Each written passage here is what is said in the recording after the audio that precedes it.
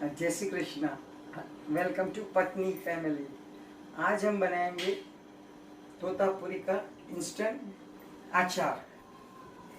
ये है तोतापुरी, इसमें जाएगा नमक, मेथी मसाला और हींग, और ये है इंस्टेंट अचार। 2-4 दिन में खा सकते हैं हम लोग। चलो बनाना शुरू करें।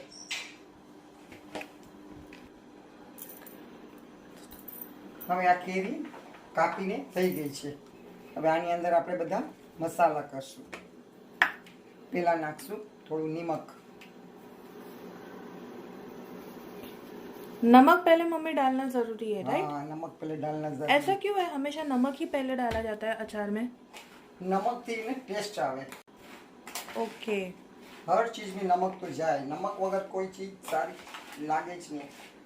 चलो ओके ओके, तो ये हमने प्रॉपर मिला दिया ना मम्मी? एकदम अच्छे से मिक्स कर दिया। અને આ આચાર ખાલી 2-3 દિવસ પૂરતું જ છે। બાકી તમે ફ્રીજમાં ને રાખીને 3-4 દિવસ માટે ખાવશો। આ ઇન્સ્ટન્ટ આચાર સ્ટાર્ટ। પહેલે से આ કેરી કપાઈ ગઈ છે। હવે આની અંદર નમક નાખી દીધું છે। ओके, અને આ ઇન્સ્ટન્ટ આચાર છે, 3-4 દિવસ માટે જ છે। परफेक्ट। બાકીને ફ્રીજમાં તમે મૂકી દેશો તો સારું રહેશે। હવે નમક નાખ્યું છે। હવે અંદર નાખશું મેથીનો મસાલો, જે રેડીમેડ આવે છે આચાર।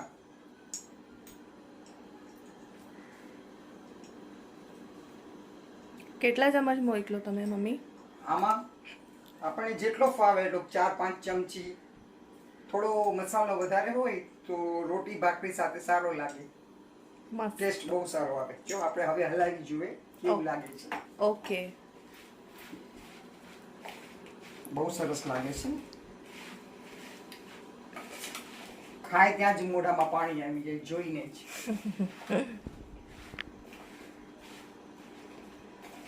હજી થોડોક મસાલો નાખશું, 2-3 ચમચી બીજી।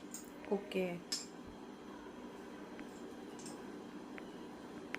જો કેવો સરસ મસાલો છે, જુઓ લાલ લાલ એકદમ તૈયાર મસાલો, મસ્ત। જે મેં ગુંદાના આચારમાં નાખ્યો તો એ।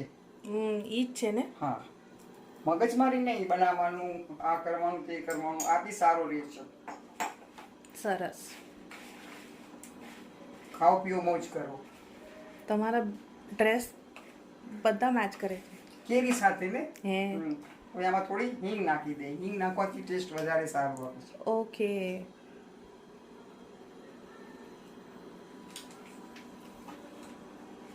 હિંગના કાંઈ મેજરમેન્ટ હોય? નહીં, મેઝરમેન્ટ નહીં, ચપટી, ઓકે ખાલી થોડી ફ્લેવર માટે।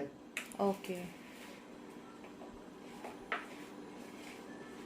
જો કલર કેવો આવી ગયો, જો કેવો સરસ છે। જો મસ્ત મમ્મા।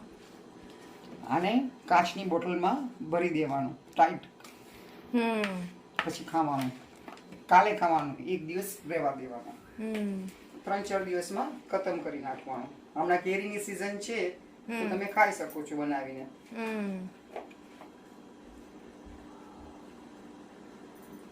હવે આમાં 2 ચમચ તેલ નાખી દઈશું। આ શું તેલ છે મમ્મા? આ સિંગ તેલ છે, તો થોડી વધારે સારી રહે ઓકે। અને થોડી ટેસ્ટમાં પણ સારું લાગે, સિંગ તેલ આવે એટલે। ઓ, જો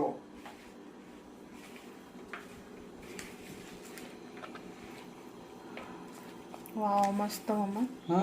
ચલો થઈ ગયું છે તૈયાર, ખાવા માટે તૈયાર છે। એને આપણે હવે કાચની બોટલમાં ભરી દઈએ। ચાલો, આ કેરીનું અથાણું થઈ ગયું છે। આ કેરીનું અથાણું ઝટપટ બની જાય છે, 2-3 મસાલામાંથી જ થઈ જાય છે। આ ભાખરી, ખીચડી, પૂરી, રોટલી, દાળ ભાત બધા જોડે ખાઈ શકો છો। તો તમે કમેન્ટ જરૂર કરજો અમારું અચાર કેવું લાગ્યું, અને ક્યાં ક્યાંથી તમે જુઓ છો જરૂર કહેજો, અને લાઈક કરજો, શેર કરજો, સબસ્ક્રાઈબ કરજો। Thank you. જય શ્રી કૃષ્ણ।